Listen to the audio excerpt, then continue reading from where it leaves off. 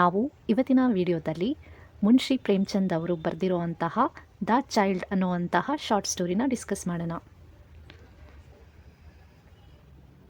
ಮುನ್ಷಿ ಪ್ರೇಮ್ಚಂದ್ ಅವರು ನಿಜವಾದ ಹೆಸರು ಧನ್ಪತ್ ರಾಯ್ ಶ್ರೀವಾಸ್ತವ ಅಂತ ಇರುತ್ತೆ. ಇವರು ಇಂಡಿಯಾದ ಗ್ರೇಟೆಸ್ಟ್ ರೈಟರ್ ಅಂತ ಹೇಳ್ತಾರೆ. ಇವರು ಎಕ್ಸ್ಪೆಷಲಿ ಹಿಂದಿ ಮತ್ತು ಉರ್ದು ಲ್ಯಾಂಗ್ವೇಜಸಲ್ಲಿ ಬರೆದಿರ್ತಾರೆ. ಮತ್ತು ಇವರನ್ನು ಫೇಮಸ್ ಆಗಿ ಹೇಳ್ತಾರೆ ಉಪನ್ಯಾಸ್ ಸಮ್ರಾಟ್ ಅಂತ ಹೇಳ್ತಾರೆ. ಅಂದರೆ ಎಂಪರರ್ ಆಫ್ ನಾವೆಲ್ಸ್ ಅಂತ ಇವ್ರನ್ನ ಟೈಟಲನ್ನು ಕೊಟ್ಟಿದ್ದಾರೆ. ಸೊ ಇವರು ಬಹಳಷ್ಟು ಕಾಂಟ್ರಿಬ್ಯೂಷನನ್ನು ಕೊಟ್ಟಿದ್ದಾರೆ ಇಂಡಿಯನ್ ಫಿಕ್ಷನ್ಸ್ಗೆ. ಸೊ ಇವ್ರ ಸ್ಟೋರೀಸಲ್ಲಿ ಬೇಸಿಕಲಿ ನೋಡೋದಾದರೆ ಲೈಫ್ ಆಫ್ ಆರ್ಡಿನರಿ ಪೀಪಲ್ಸ್ ಇರುತ್ತೆ. ಮತ್ತು ಹೈಲೈಟ್ ಮಾಡ್ತಾರೆ ಸೋಷಿಯಲ್ ಇಶ್ಯೂಸ್ನ ಹೈಲೈಟ್ ಮಾಡ್ತಾರೆ. ಲೈಕ್ ಪಾವರ್ಟಿ ಇರಬಹುದು, ಕಾಸ್ಟ್ ಡಿಸ್ಕ್ರಿಮಿನೇಷನ್ ಇರಬಹುದು, ಇಂಜಸ್ಟಿಸ್, ಎಕ್ಸ್ಪ್ಲಾಟೇಷನ್ಸ್, ಮತ್ತು ವುಮೆನ್ಸ್ ರೈಟ್ ಮತ್ತು ರೂರಲ್ ಲೈಫ್ ಬಗ್ಗೆ ಇವ್ರ ಸ್ಟೋರೀಸಲ್ಲಿ ನಾವು ಮೇನ್ ಥೀಮ್ಸ್ ಆಗಿ ನಾವು ನೋಡಬಹುದು. ಮತ್ತು ಇವರು ಪವರ್ಫುಲ್ ರೈಟಿಂಗ್ ಆಗಿರುತ್ತೆ. ಸೊ ಲಿಟ್ರೇಚರ್ ಏನು ಈ ಸಾಹಿತ್ಯ ಅನ್ನೋದು ಎಲ್ಲ ಕಾಮನ್ ಪೀಪಲ್ಗೂ ರೀಚ್ ಆಗಬೇಕು, ಆ ರೀತಿ ಲ್ಯಾಂಗ್ವೇಜನ್ನು ಅವರು ಯೂಸ್ ಮಾಡಿ ಬರೀತಾರೆ. ಮತ್ತು ಇವರು ಫೇಮಸ್ ನಾವೆಲ್ಸು ಶಾರ್ಟ್ ಸ್ಟೋರೀಸ್ ಅಂತ ನಾವು ನೋಡೋದಾದರೆ ಗೋದಾನ್ ಅಂತ ಬರೆದಿದ್ದಾರೆ, ಗಬನ್ ಅಂತ ಬರೆದಿದ್ದಾರೆ, ನಿರ್ಮಲಾ ಅಂತ ಬರೆದಿದ್ದಾರೆ, ಕರ್ಮಭೂಮಿ ಅಂತ ಬರೆದಿದ್ದಾರೆ, ಸೇವಾ ಸದಾನ್ ಅಂತ ಬರೆದಿದ್ದಾರೆ, ಈದ್ಗಾ ಅಂತ ಬರೆದಿದ್ದಾರೆ, ಕಫನ್ ಅಂತ ಬರೆದಿದ್ದಾರೆ. Next famous short story the child ಅನ್ನೋದು ನೋಡ್ಬೋದು. ಇವರು ಲಿಟ್ರೇಚರಿಗೆ ಒಂದು ರಿಯಲಿಸ್ಟಿಕ್ ಆ್ಯಂಡ್ ಹ್ಯುಮನಿಸ್ಟಿಕ್ ಅಪ್ರೋಚನ್ನು ಕೊಡ್ತಾರೆ. ಮತ್ತು ಇವ್ರನ್ನ ನಾವು pioneer of modern Indian literature ಅಂತಲೂ ಕರಿತೀವಿ. ಆ್ಯಂಡ್ ಇವ್ರ ವರ್ಕ್ಸ್ ಏನಿದೆ, ನಾವೆಲ್ಸ್ ಇದೆ, ಶಾರ್ಟ್ ಸ್ಟೋರೀಸ್ ಏನಿದೆ, ಬಹಳಷ್ಟು ರೀಡರ್ಸಿಗೆ ಇನ್ಸ್ಪೈರ್ ಮಾಡುತ್ತೆ ಅನ್ನೋದು ನೋಡ್ಬೋದು. ಈ ಸ್ಟೋರಿಯಲ್ಲಿ ಮೇನ್ ಕ್ಯಾರೆಕ್ಟರ್ಸ್ ಅಂತ ಹೇಳಿದರೆ ನರೇಟರ್ ಇರ್ತಾರೆ. ಅವ್ರ ಹೆಸರು ಬಾಬುಜಿ ಅಂತ ರೆಫರ್ ಇದೆ. ಈ ಸ್ಟೋರಿಯಲ್ಲಿ ಬಾಬುಜಿ ಅಂತ ಕರೀತಾರೆ ಅವರನ್ನು. ನೆಕ್ಸ್ಟ್ ಗಂಗು ಅಂತ ಇರ್ತಾರೆ. ಇವರು ಸರ್ವೆಂಟ್ ಆಗಿರ್ತಾರೆ. ಓಕೆ, ಬೇಸಿಕಲಿ ಇವರು ಬ್ರಾಹ್ಮಿನ್ ಕಾಸ್ಟಿಗೆ ಸೇರುವಂತಹ ಸರ್ವೆಂಟ್ ಆಗಿರ್ತಾರೆ. ಸೊ ಇವರು ಗಂಗು ಏನು ಇಷ್ಟಪಡ್ತಿರ್ತಾರೆ, ಗೋಮತಿ ದೇವಿ ಅಂತ ಇರ್ತಾರೆ, ಅವ್ರನ್ನ ಇಷ್ಟಪಡ್ತಿರ್ತಾರೆ. She is a widow. Okay, ಅವರು ವಿಧವೆ ಆಗಿರ್ತಾರೆ. ಮತ್ತು ಅವರಿಗೆ ಒಂದು ಚೈಲ್ಡ್ ಇರುತ್ತೆ. Okay, so these are the important characters ಏನಿದೆ ಈ ಸ್ಟೋರಿಯಲ್ಲಿ, ಇಂಪಾರ್ಟೆಂಟ್ ಕ್ಯಾರೆಕ್ಟರ್ಸ್ ಅಂತ ಹೇಳ್ಬೋದು. ನೆಕ್ಸ್ಟ್ ಸ್ಟೋರಿ ಸ್ಟಾರ್ಟ್ ಆಗುತ್ತೆ. ಇಲ್ಲಿ ನರೇಟರ್ ಅವರು ಗಂಗು ಏನಿರ್ತಾರೆ, ಸರ್ವೆಂಟ್ ಏನಿರ್ತಾರೆ, ಅವರನ್ನು ಇಂಟ್ರಡ್ಯೂಸ್ ಮಾಡ್ತಾರೆ. ಸೊ ಇಲ್ಲಿ ಗಂಗು ಏನು ತುಂಬ ಪ್ರೌಡ್ ಫೀಲ್ ಮಾಡ್ತಾ ಇರ್ತಾರೆ ಅವ್ರ ಕಾಸ್ಟ್ ಬಗ್ಗೆ, ಬಿಕಾಸ್ ಈ ಬಿಲಾಂಗ್ಸ್ ಟು ಬ್ರಾಹ್ಮಿನ್ ಕಾಸ್ಟಿಗೆ ಸೇರಿರ್ತಾರೆ ಅವರು. ಅದಕ್ಕೋಸ್ಕರ ಅವರಿಗೆ ತುಂಬ ಪ್ರೌಡ್ ಫೀಲ್ ಇರುತ್ತೆ. ಮತ್ತು ಅವರು ಯಾವತ್ತೂ ಸಹ ಅವರು ಏನು ನರೇಟರ್ ಇರ್ತಾರೆ ಅವರಿಗೆ ಯಾವತ್ತೂ ಸಹ ಅವರು ತಲೆಬಾಗೋದಿಲ್ಲ, ಅಂದರೆ ನಮಸ್ಕಾರ ಹೇಳ್ತಾ ಇರಲ್ಲ. ಓಕೆ, ಯಾವತ್ತೂ ವಿಶ್ ಮಾಡ್ತಾ ಇರಲ್ಲ. ಯಾಕಂತ ಹೇಳಿದರೆ ಸೊ ಅವರು ನಂಬ್ತಾರೆ, ಹಿ ಬಿಲೀವ್ಸ್ ದ್ಯಾಟ್ ಅವರು ರೆಸ್ಪೆಕ್ಟ್ ಕೊಡಬೇಕಾಗುತ್ತೆ, ಬೇರೆಯವರು ಇವರಿಗೆ ರೆಸ್ಪೆಕ್ಟ್ ಕೊಡಬೇಕಾಗುತ್ತೆ. ಬಿಕಾಸ್ ಅವರು ಬ್ರಾಹ್ಮಿನ್ ಕ್ಯಾಸ್ಟಿಗೆ ಸೇರಿದ್ದಾರೆ, ಅದಕ್ಕೆ ಒಂದು ರೆಸ್ಪೆಕ್ಟನ್ನು ಬೇರೆಯವರು ಇವರಿಗೆ ಕೊಡಬೇಕು ಅಂತ ಅವರು ಆ ರೀತಿ ಯೋಚನೆ ಮಾಡ್ತಾ ಇರ್ತಾರೆ. ಸೊ ಗಂಗುಗೆ ತುಂಬ ಪ್ರೌಡ್ ಫೀಲ್ ಇರುತ್ತೆ ಅವ್ರ ಕಾಸ್ಟ್ ಬಗ್ಗೆ, ಮತ್ತು ತುಂಬ ಆ್ಯಟಿಟ್ಯೂಡು ಇರುತ್ತೆ ಅನ್ನೋದು ನೋಡ್ಬೋದು. ಸೊ ಗಂಗು ಬ್ರಾಹ್ಮಿನ್ ಕ್ಯಾಸ್ಟಿಗೆ ಸೇರಿದರೂ ಸಹ ಅವ್ರು ಯಾವತ್ತೂ ಸಹ ಟ್ರೆಡಿಷ್ನಲ್ ಬ್ರಾಹ್ಮಿನ್ಸ್ ರೀತಿ ಅವರು ನಡ್ಕೊಳ್ತಾ ಇರಲ್ಲ. So he does not pray ಮಾಡ್ತಾ ಇರಲ್ಲ, ಪೂಜೆ ಮಾಡ್ತಾ ಇರಲ್ಲ, ಮತ್ತು ಹೋಲಿ ರಿವರ್ಸಲ್ಲಿ ಅಥವಾ ಸ್ನಾನ ಮಾಡ್ತಾ ಇರಲ್ಲ ಅನ್ನೋದು ನೋಡ್ಬೋದು. ಮತ್ತು ಅವನಿಗೆ ಓದೋದಕ್ಕೆ ಬರೆಯೋದಕ್ಕೆ ಬರ್ತಾ ಇರಲ್ಲ. ಸೊ ಹೀಸ್ ಎ ಇಲ್ಲಿಟ್ರೇಟ್ ಆಗಿರ್ತಾನೆ. The narrator say he does not like to trouble his servant. So next narrator ಹೇಳ್ತಾರೆ, ಸೊ ಇವರು ಚಿಕ್ಕ ಕೆಲಸಕ್ಕೆಲ್ಲ ಸರ್ವೆಂಟ್ಸಿಗೆ ಅವರು ಕರೀತಾ ಇರಲ್ಲ, ಯಾವುದೇ ರೀತಿ ನರೇಟರು ಅವ್ರ ಸರ್ವೆಂಟ್ಸಿಗೆ ತೊಂದರೆ ಕೊಡ್ತಾ ಇರಲ್ಲ ಅಂತ ಇಲ್ಲಿ ನರೇಟರ್ ಹೇಳ್ತಾರೆ. ಸೊ ಅವರು ಸ್ಮಾಲ್ ಟಾಸ್ಕ್ ಏನು ಚಿಕ್ಕ ಕೆಲಸ ಏನಿರುತ್ತೆ ಅವರೇ ಮಾಡ್ಕೊಳ್ತಾ ಇರ್ತಾರೆ, ಯಾವುದೇ ರೀತಿ ಸರ್ವೆಂಟ್ಸ್ಗೆ ಡಿಸ್ಟರ್ಬ್ ಮಾಡ್ತಾ ಇರಲ್ಲ ಅಂತ ಇಲ್ಲಿ ನರೇಟರ್ ಹೇಳ್ತಾರೆ. ಸೊ ಒಂದಿನ ಏನಾಗುತ್ತೆ ಅಂದರೆ ಗಂಗು ನರೇಟರ್ನ ಮೀಟ್ ಆಗೋದಕ್ಕೆ ಬರ್ತಾರೆ. ಸೊ ನರೇಟರ್ ಅವರಿಗೆ ಕರೆದಿರಲ್ಲ, ಆದರೂ ಸಹ ಗಂಗು ಅವ್ರನ್ನ ಮೀಟ್ ಆಗೋದಕ್ಕೆ ಬಂದಿರ್ತಾರೆ. ಸೊ ನರೇಟರ್ ಅಂದ್ಕೊಳ್ತಾರೆ ಗಂಗು ಸ್ಯಾಲ್ರಿ ಬಗ್ಗೆ ಮಾತಾಡೋದಕ್ಕೆ ಬಂದಿದ್ದಾರೆ, ಅಥವಾ ಬೇರೆ ಸರ್ವೆಂಟ್ಸ್ ಬಗ್ಗೆ ಕಂಪ್ಲೇಂಟ್ ಮಾಡೋದಕ್ಕೆ ಬಂದಿರ್ಬೋದು ಅಂತ ಅವರು ಅಂದ್ಕೊಳ್ತಾರೆ. ಆದರೆ ಗಂಗು ಹೇಳ್ತಾನೆ, ನಾನು ಸ್ಯಾಲ್ರಿ ಬಗ್ಗೆನೂ ಕೇಳೋದಕ್ಕೆ ಬಂದಿಲ್ಲ ಅಥವಾ ಕಂಪ್ಲೇಂಟ್ ಮಾಡೋದಕ್ಕೂ ಬಂದಿಲ್ಲ, ಆದರೆ ಅವ್ನು ಬಂದಿರೋದು ಕೆಲಸದಿಂದ ರಿಸೈನ್ ಮಾಡಬೇಕು, ಕೆಲಸನ ಬಿಡಬೇಕು ಅಂತ ಬಂದಿದ್ದೀನಿ ಅಂತ ಇಲ್ಲಿ ಗಂಗು ಹೇಳ್ತಾನೆ. ಸೊ ಇದನ್ನು ಕೇಳಿಬಿಟ್ಟು ನರೇಟರ್ಗೆ ತುಂಬ ಸರ್ಪ್ರೈಸ್ ಆಗುತ್ತೆ, ತುಂಬ ಆಶ್ಚರ್ಯ ಆಗುತ್ತೆ. ಯಾಕೆ ಇವನು ಕೆಲಸ ಬಿಡಬೇಕು ಅಂತ ಇದ್ದಾನೆ, ಏನಾಯಿತು ಅಂತ ಅವರು ಯೋಚನೆ ಮಾಡೋದಕ್ಕೆ ಸ್ಟಾರ್ಟ್ ಮಾಡ್ತಾರೆ. ಸೊ ಇವನು ಕೆಲಸ ಬಿಟ್ಟು ಹೋಗಿಬಿಟ್ರೆ ಬೇರೆ ಸರ್ವೆಂಟು ಸಹ ಕೆಲಸ ಬಿಡ್ಬೋದಲ್ಲ, ಸೊ ಒಂದು ಬ್ಯಾಡ್ ನೇಮ್ ಬರುತ್ತಲ್ಲ ನನಗೆ ಅಂತ ಇನ್ನು ನರೇಟರ್ ಇದ್ದಾರೆ ಯೋಚನೆ ಮಾಡೋದಕ್ಕೆ ಸ್ಟಾರ್ಟ್ ಮಾಡ್ತಾರೆ. ಸೊ ಇಲ್ಲಿ ನರೇಟರ್ ರೀಸನ್ ಏನು ಅಂತ ಕೇಳಿದಾಗ ಗಂಗು ಫೈನಲಿ ಹೇಳ್ತಾರೆ, okay. So he wants to marry Gumti Devi ಅನ್ನುವಂತಹ ಮಹಿಳೆಯನ್ನು ಮದುವೆ ಆಗಬೇಕು ಅಂತ ಇದ್ದೀನಿ, ಅದಕ್ಕೆ ಕೆಲಸ ಬಿಡ್ತಾ ಇದ್ದೀನಿ ಅಂತ ಇಲ್ಲಿ ಅವರು ಹೇಳ್ತಾರೆ. ಗುಮ್ತಿ ದೇವಿ ಮನೆಯಿಂದ ಹೊರಗಡೆ ಹಾಕಿರ್ತಾರೆ ಅವ್ರಿಗೆ. ಓಕೆ. ಏನು ಇನ್ಲಾಸ್ ಇರ್ತಾರೆ, ಅವ್ರನ್ನ ಮನೆಯಿಂದ ಹೊರಗಡೆ ಹಾಕಿರ್ತಾರೆ. ಸೊ ಅದಕ್ಕೆ ಗಂಗು ಹೇಳ್ತಾ ಇದ್ದಾನೆ, ಅವ್ರನ್ನ ನಾನು ಮದುವೆ ಆಗಬೇಕಂತ ಇದ್ದೀನಿ ಅಂತ ಇಲ್ಲಿ ಹೇಳ್ತಾರೆ. ಸೊ ನರೇಟರ್ ಇದನ್ನು ಕೇಳಿಬಿಟ್ಟು ಅವರಿಗೆ ಕಂಪ್ಲೀಟ್ ಶಾಕ್ ಆಗಿಬಿಡುತ್ತೆ, ತುಂಬ ಆಶ್ಚರ್ಯ ಆಗುತ್ತೆ. ಗುಮ್ತಿ ದೇವಿ ಅನ್ನೋರು ಏನಿದ್ದಾರೆ, ಆ ಮಹಿಳೆ ಏನಿದ್ದಾಳೆ, ಆಲ್ರೆಡಿ 3 ಹಸ್ಬೆಂಡನ್ನು ಬಿಟ್ಟಿರ್ತಾರೆ. ಓಕೆ. 3 ಜನನ ಮದುವೆ ಆಗಿ 3 ಜನನಿಗೂ ಅವರು ಬಿಟ್ಟಿರ್ತಾರೆ. ಮತ್ತು ಆ ಮಹಿಳೆಗೆ ಬ್ಯಾಡ್ ರೆಪ್ಯುಟೇಷನ್ ಇರುತ್ತೆ ಸೊಸೈಟಿಯಲ್ಲಿ. ಆ ಮಹಿಳೆಗೆ ತುಂಬ ಏನು ಅಂದರೆ ಸಮಾಜದಲ್ಲಿ ಒಂದು ಕೆಟ್ಟ ಹೆಸರನ್ನ ಇರುತ್ತೆ ಅನ್ನೋದನ್ನು ಇಲ್ಲಿ ನರೇಟರ್ಗೆ ಗೊತ್ತಿರುತ್ತೆ.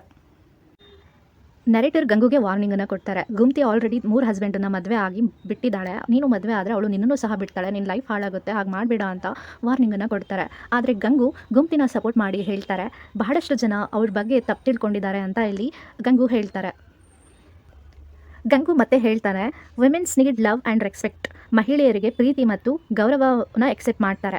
ಯಾವಾಗ ಅದು ಅವರಿಗೆ ಸಿಗೋದಿಲ್ಲ, ಅವರು ಆ ಮದುವೆಯಿಂದ ಅಥವಾ ಹಸ್ಬೆಂಡಿಂದ ದೂರ ಆಗ್ತಾರೆ ಅಂತ ಇಲ್ಲಿ ಹೇಳ್ತಾರೆ. ಸೊ ಅವಳು ಅನ್ಹ್ಯಾಪಿ ಆಗಿದ್ಲು, ಮದುವೆಯಿಂದ ಅವಳು ಖುಷಿಯಾಗಿರಲಿಲ್ಲ. ಸೊ ಅವ್ರ ಹಸ್ಬೆಂಡ್ಸು ಏನು ಪ್ರೀವಿಯಸ್ ಹಸ್ಬೆಂಡ್ಸ್ ಇದ್ದಾರೆ, ಅವರು ಯಾವುದೇ ರೀತಿ ಲವ್ ಆ್ಯಂಡ್ ರೆಸ್ಪೆಕ್ಟ್ ಅವಳಿಗೆ ಕೊಟ್ಟಿರಲ್ಲ, ಅದಕ್ಕೋಸ್ಕರ ಅವಳು ಅವ್ರ ಹಸ್ಬೆಂಡನ್ನ ಬಿಟ್ಟಿದ್ದಾಳೆ ಅಂತ ಇಲ್ಲಿ ಗಂಗು ಹೇಳ್ತಾನೆ.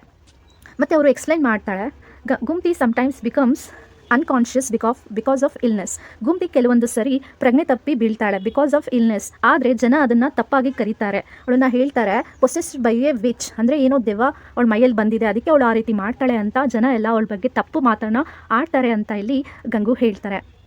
ನರೇಟರ್ ತುಂಬ ಟ್ರೈ ಮಾಡ್ತಾರೆ ಗಂಗುನ ಸ್ಟಾಪ್ ಮಾಡೋದಕ್ಕೆ, ಅವರನ್ನು ಮದುವೆ ಆಗೋದನ್ನು ತಡೆಯೋದಕ್ಕೆ ತುಂಬ ಟ್ರೈ ಮಾಡ್ತಾರೆ. ಆದರೆ ಏನೂ ಮಾಡೋದಕ್ಕೆ ಆಗೋದಿಲ್ಲ. ಗಂಗು ತುಂಬ ಡಿಸೈಡ್ ಮಾಡ್ಕೊಂಡ್ಬಿಟ್ಟಿದ್ದಾನೆ, ಆಲ್ರೆಡಿ ಅವರನ್ನೇ ಮದುವೆ ಆಗಬೇಕು ಅಂತ ಡಿಸೈಡ್ ಮಾಡ್ಕೊಂಡಿದ್ದಾನೆ. ಮತ್ತು ಗಂಗು ನರೇಟರ್ಗೆ ಹೇಳ್ತಾನೆ, ಎಕ್ಸೆಪ್ಟ್ ಮಾಡ್ಕೊಳ್ಳಿ, ರೆಸಿಗ್ನೇಷನ್ನ ಎಕ್ಸೆಪ್ಟ್ ಮಾಡ್ಕೊಳ್ಳಿ ಅಂತ ಇಲ್ಲಿ ಗಂಗು ನರೇಟರ್ಗೆ ಹೇಳ್ತಾನೆ.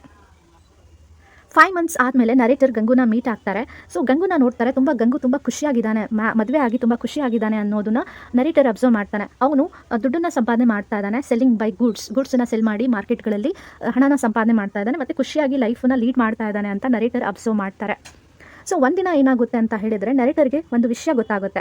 ಏನಂತ ಹೇಳಿದರೆ Gumti has run away, Gumti ಮನೆ ಬಿಟ್ಟು ಓಡೋಗಿದ್ದಾಳೆ ಅನ್ನುವಂಥ ವಿಷಯ ನರೇಟರ್ಗೆ ಗೊತ್ತಾಗುತ್ತೆ. ಈ ವಿಷಯನ ಕೇಳಿಬಿಟ್ಟು ನರೇಟರ್ಗೆ ಖುಷಿ ಆಗ್ತಾ ಇರುತ್ತೆ. ಯಾಕೆ ಅಂದರೆ ಅವರು ಪ್ರಿಡಿಕ್ಷನ್ ಮಾಡಿರ್ತಾರೆ, ಮೊದಲೇ ವಾರ್ನಿಂಗನ್ನು ಗಂಗುಗೆ ಕೊಟ್ಟಿರ್ತಾರೆ. ಅವಳು 3 ಹಸ್ಬೆಂಡ್ಸನ್ನು ಬಿಟ್ಟಿದ್ದಾಳೆ, ನಿನ್ನೂ ಸಹ ಬಿಟ್ಟು ಹೋಗ್ತಾಳೆ ಅಂತ ಇಲ್ಲಿ ವಾರ್ನಿಂಗ್ ಕೊಟ್ಟಿರ್ತಾರೆ. ಆ ವಾರ್ನಿಂಗ್ ಕೊಟ್ಟಿರೋ ಥರನೇ ಇವತ್ತು ನಡೆದಿದೆ ಅನ್ನೋದು ಅವರಿಗೆ ಗೊತ್ತಾಗುತ್ತೆ. ಅದೇನೋ ಒಂಥರ ಅವರಿಗೆ ಖುಷಿಯನ್ನು ಕೊಡ್ತಾ ಇರೋದನ್ನು ನೋಡಬಹುದು. ನೆಕ್ಸ್ಟ್ ನರೇಟರ್ ಗಂಗುನ ಮೀಟ್ ಮಾಡಬೇಕು ಅಂತ ಅವರು ಬೇಗ ಹೋಗ್ತಾರೆ. ಅಲ್ಲಿ ಗಂಗುಗೆ ನೋಡಿದಾಗ ಅವನು ಹಾರ್ಟ್ ಬ್ರೋಕನ್ ಆಗಿರ್ತಾನೆ, ತುಂಬ ಬೇಸರವಾಗಿರುತ್ತೆ ಮತ್ತು ತುಂಬ ಮನಸ್ಸಿಗೆ ಬೇಜಾರಾಗಿರುತ್ತೆ ಅವನಿಗೆ. ಆದರೆ ಅಷ್ಟು ಬೇಸರವಾದ್ರೂ, ಅಷ್ಟು ಮನಸ್ಸಿಗೆ ಬೇಜಾರಾದ್ರೂ ಸಹ ಅವನು ಗುಮ್ತಿನ ಬೈತಾ ಇರಲ್ಲ, ಯಾವುದೇ ರೀತಿ ಗುಮ್ತಿ ಮೇಲೆ ಬ್ಲೇಮ್ಸನ್ನು ಹಾಕ್ತಾ ಇರಲ್ಲ. ಹೇಳ್ತಾನೆ ಅವಳು ಯಾವುದೇ ರೀತಿ ಬೆಲೆ ಬಾಳುವಂತಹ ವಸ್ತುಗಳನ್ನು ಮನೆಯಿಂದ ತಗೊಂಡು ಹೋಗಿಲ್ಲ ಅಂತ ಇಲ್ಲಿ ಗಂಗು ಹೇಳ್ತಾನೆ. ಮತ್ತು ಹೇಳ್ತಾನೆ, ನಾನು ಅವಳಿಗೆ ಖುಷಿಯಾಗಿ ನೋಡ್ಕೊಂಡಿಲ್ಲ ಅಂತ ಅನಿಸುತ್ತೆ, ನಾನು ಅವಳಿಗೆ ರೈಟ್ ಪರ್ಸನ್ ಇಲ್ಲ ಅಂತ ಅನಿಸುತ್ತೆ, ಅದಕ್ಕೆ ಅವಳು ನನ್ನನ್ನು ಬಿಟ್ಟು ಹೋಗಿದ್ದಾಳೆ ಅಂತ ಗಂಗು ಈ ರೀತಿ ಯೋಚನೆ ಮಾಡ್ತಾ ಇರ್ತಾನೆ. ಸೊ ನರೇಟರ್ಗೆ ಸರ್ಪ್ರೈಸ್ ಆಗುತ್ತೆ, ಆಶ್ಚರ್ಯ ಆಗುತ್ತೆ. ಇಷ್ಟೆಲ್ಲ ಆದ್ರೂ ಸಹ ಗಂಗು ಇವತ್ತು ಸಹ ಗುಮ್ತಿನ ಅಷ್ಟೇ ಪ್ರೀತಿ ಮಾಡ್ತಿದ್ದಾನಲ್ಲ, ಗುಮ್ತಿ ಅವಳನ್ನ ಬಿಟ್ಟು ಹೋದ್ರೂ ಸಹ ಗಂಗು ಇನ್ನೂ ಅವಳನ್ನ ಇಷ್ಟಪಡ್ತಿದ್ದಾನಲ್ಲ ಅಂತ ನರೇಟರ್ಗೆ ಸರ್ಪ್ರೈಸ್ ಆಗುತ್ತೆ. ಮತ್ತು ಗಂಗು ಡಿಸೈಡ್ ಮಾಡ್ತಾನೆ ಅವಳನ್ನು ಹುಡುಕಬೇಕು ಮತ್ತು ಅವಳು ರಿಟರ್ನ್ ಬರ್ತಾಳೆ ಅಂತ ಇಲ್ಲಿ ಅವನು ನಂಬಿಕೆನ ಇಟ್ಕೊಂಡಿರ್ತಾನೆ. 1 ತಿಂಗಳು ಆದಮೇಲೆ ನರೇಟರ್ ನೈನಿತಾಲ್ ಅನ್ನುವಂಥ ಸಿಟಿಯಿಂದ ರಿಟರ್ನ್ ಬರ್ತಾರೆ. ಮತ್ತು ಗಂಗು ಸಹ ರಿಟರ್ನ್ ಬರ್ತಾನೆ. ಗುಮ್ತಿ ಮತ್ತು ಒಂದು ಚಿಕ್ಕ ಮಗು ಇರುತ್ತೆ, ಮಗು ಜೊತೆ ಅವರು ವಾಪಸ್ ಬರ್ತಾರೆ. ಮತ್ತು ಗಂಗು ನರೇಟರ್ಗೆ ಖುಷಿಯಾಗಿ ಹೇಳ್ತಾರೆ, ಅವರು ಫೈನಲಿ ಗುಮ್ತಿನ ಹುಡುಕ್ಬಿಟ್ರು. ಎಲ್ಲಿ ಅಂತ ಹೇಳಿದ್ರೆ ವಿಮೆನ್ಸ್ ಹಾಸ್ಪಿಟಲ್ ಲಕ್ನೋನಲ್ಲಿ ಗುಮ್ತಿ ಸಿಕ್ಕಿರ್ತಾಳೆ. ಅವಳನ್ನ ಅಲ್ಲಿಂದ ಕರ್ಕೊಂಡು ಬಂದಿದ್ದೀನಿ ಅಂತ ಇಲ್ಲಿ ಖುಷಿಯಾಗಿ ನರೇಟರ್ಗೆ ಹೇಳ್ತಾರೆ. ಸೊ ಇಲ್ಲಿ ನರೇಟರ್ಗೆ ಒಂದು ಅನುಮಾನ ಕಾಡ್ತಾ ಇರುತ್ತೆ. Baby was born only 7 months after Gangu's marriage. ಮಗು ಹೇಗೆ ಹುಟ್ಟೋದಕ್ಕೆ ಸಾಧ್ಯ? ಗಂಗುಗೆ ಮದುವೆ ಆಗಿ 7 ಮಂತ್ಸ್ ಆಗಿರೋದು ಅಷ್ಟೇ, ಮಗು ಹೇಗೆ ಹುಟ್ಟೋದಕ್ಕೆ ಸಾಧ್ಯ ಅಂತ ಇಲ್ಲಿ ನರೇಟರ್ ಯೋಚನೆ ಮಾಡ್ತಾ ಇರ್ತಾರೆ. ಆವಾಗ ಅವರಿಗೆ ಗೊತ್ತಾಗುತ್ತೆ, ಆ ಮಗು ಏನಿದೆ ಅದು ಗಂಗು ಮಗು ಅಲ್ಲ, ಅದು ಗಂಗು ಸ್ವಂತ ಮಗು ಅಲ್ಲ, ಅದು ಗಂಗುದು ಬಯಾಲಜಿಕಲ್ ಮಗು ಆಗಿರೋಲ್ಲ ಅಂತ ಇಲ್ಲಿ ನರೇಟರ್ಗೆ ಗೊತ್ತಾಗ್ತಾ ಹೋಗುತ್ತೆ. ಸೊ ಇಂಥ ಪ್ರಶ್ನೆಗಳು ಬಂದಾಗ ಗಂಗು ತುಂಬ ಕಾಮಾಗಿ ರಿಪ್ಲೈನ ಮಾಡ್ತಾ ಹೋಗ್ತಾರೆ. ಅವ್ರು ಹೇಳ್ತಾರೆ ಅದೆಲ್ಲ ಅವರು ತಲೆ ಕೆಡಿಸ್ಕೊಳೋದಿಲ್ಲ, ಆ ರೀತಿಯಲ್ಲಿ ಗಂಗು ಆನ್ಸರನ್ನು ಮಾಡ್ತಾರೆ.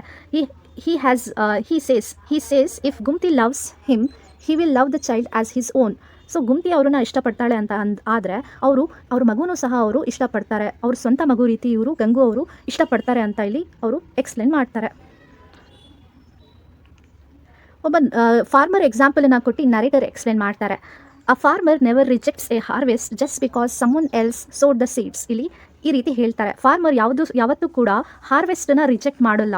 ಯಾಕೆ ಅಂದರೆ ಅದನ್ನು ಯಾರು ಬೇರೆಯವರು ಬಿತ್ತನೆ ಮಾಡಿರ್ತಾರೆ, ಬೀಜಗಳನ್ನು ಹಾಕಿದ್ದಾರೆ, ಬೇರೆ ಯಾರು ಹಾಕಿದ್ದಾರೆ ಅಂತ ಹೇಳಿಬಿಟ್ಟು ಅದನ್ನು ಯಾವುದೇ ರೀತಿ ಫಾರ್ಮರ್ಸ್ ಏನಿರ್ತಾರೆ ಅದನ್ನು ರಿಜೆಕ್ಟ್ ಮಾಡೋಲ್ಲ ಅಂತ ಇಲ್ಲಿ ಹೇಳ್ತಾರೆ. ಅದೇ ರೀತಿ ನಾನು ಸಹ ಈ ಮಗುನ ಅದೇ ರೀತಿ ಎಕ್ಸೆಪ್ಟ್ ಮಾಡಿದ್ದೀನಿ, ಪ್ರೀತಿಯಿಂದ ಎಕ್ಸೆಪ್ಟ್ ಮಾಡಿದ್ದೀನಿ, ನನ್ನ ಸ್ವಂತ ಮಗು ಅಂತ ನಾನು ಒಪ್ಕೊಂಡಿದ್ದೀನಿ ಅಂತ ಗಂಗು ಹೇಳ್ತಾನೆ.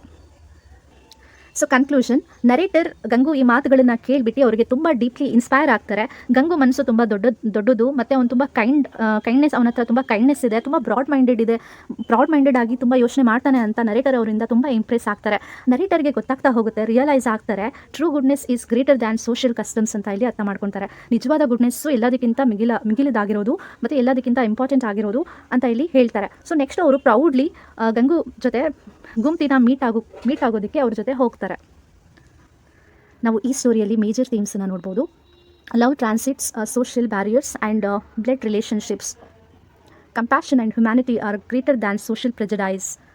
True fatherhood is defined by love, not by biology. Society often judges people unfairly based on their past. Forgiveness and acceptance bring true happiness. The story challenges rigid caste and social conventions. Selfless love triumphs over pride and discrimination. Human dignity and kindness are more important than tradition. So ಈ ಎಲ್ಲ ಏನಿದೆ major themes ಆಗಿ ನಾವು ಈ ಸ್ಟೋರಿಯಲ್ಲಿ ನೋಡ್ಬೋದು. ಎಷ್ಟು ಪ್ರೀತಿ ಅನ್ನೋದು ಯಾವುದೇ ಒಂದು ಬ್ಲಡ್ ರಿಲೇಷನ್ಶಿಪ್ಗಿಂತ ಆಗಿರ್ಬೋದು, ಒಂದು ಸೋಷಿಯಲ್ ಬ್ಯಾರಿಯರ್ಗಿಂತ ತುಂಬ ಇಂಪಾರ್ಟೆಂಟ್ ಅಂತ ಇಲ್ಲಿ ಹೇಳಿದ್ದಾರೆ. ಮನುಷ್ಯರಲ್ಲಿ ಕಂಪ್ಯಾಷನ್, ಹ್ಯುಮ್ಯಾನಿಟಿ ಇರಬೇಕು ಅಂತ ಇಲ್ಲಿ ಹೇಳಿದ್ದಾರೆ. ಫಾದರ್ಹುಡ್ ಅಂತ ಹೇಳಿದರೆ ನಿಜವಾದ ತಂದೆ ಅಂತ ಹೇಳಿದರೆ ಅವ್ರು ಬಯಾಲಜಿಕಲ್ ತಂದೆ ಆಗಬೇಕು ಅಂತಲೇ ಏನೂ ಇಲ್ಲ. ಸೊ ನಿಜವಾದ ಪ್ರೀತಿ ಯಾರು ತೋರಿಸ್ತಾರೆ ಅದ್ರ ಮೇಲೆ ಡಿಸೈಡ್ ಮಾಡ್ತೀವಿ ಅಂತ ಇಲ್ಲಿ ಹೇಳ್ತಾರೆ. ಸೊ ಅವ್ರ ಪಾಸ್ಟನ್ನ ನಾವು ಜನರನ್ನು ಅವ್ರ ಪಾಸ್ಟ್ ಇಟ್ಕೊಂಡು ಅವ್ರನ್ನ ಜಡ್ಜ್ ಮಾಡೋದು ತಪ್ಪು ಅಂತ ಇಲ್ಲಿ ಹೇಳ್ತಾರೆ. ಮತ್ತು ನಿಜವಾಗ್ಲೂ ಫರ್ಗಿವ್ನೆಸ್, ಕ್ಷಮೆ ಮಾಡೋದಾಗಿರ್ಬೋದು, ಅಕ್ಸೆಪ್ಟೆನ್ಸ್ ಏನಿದೆ ಅದು ನಿಜವಾದ ಹ್ಯಾಪಿನೆಸ್ ಅಂತ ಇಲ್ಲಿ ಹೇಳ್ತಾರೆ. ಮತ್ತು ಈ ಸ್ಟೋರಿಯಲ್ಲಿ ಚಾಲೆಂಜ್ ಮಾಡುತ್ತೆ ರಿಜಿಡ್ ಕಾಸ್ಟ್ ಮತ್ತು ಸೋಷಿಯಲ್ ಕನ್ವೆನ್ಷನ್ಸನ್ನು ಚಾಲೆಂಜ್ ಮಾಡುತ್ತೆ. ಓಕೆ, ಹ್ಯೂಮನ್ ಡಿಗ್ನಿಟಿ ಮತ್ತು ಕೈಂಡ್ನೆಸ್ ಅನ್ನುವಂತಹ ಇಂಪಾರ್ಟೆಂಟ್ ಮೆಸೇಜನ್ನು ಈ ಸ್ಟೋರಿ ಮೂಲಕ ನಾವು ತಿಳ್ಕೊಳ್ಬಹುದು.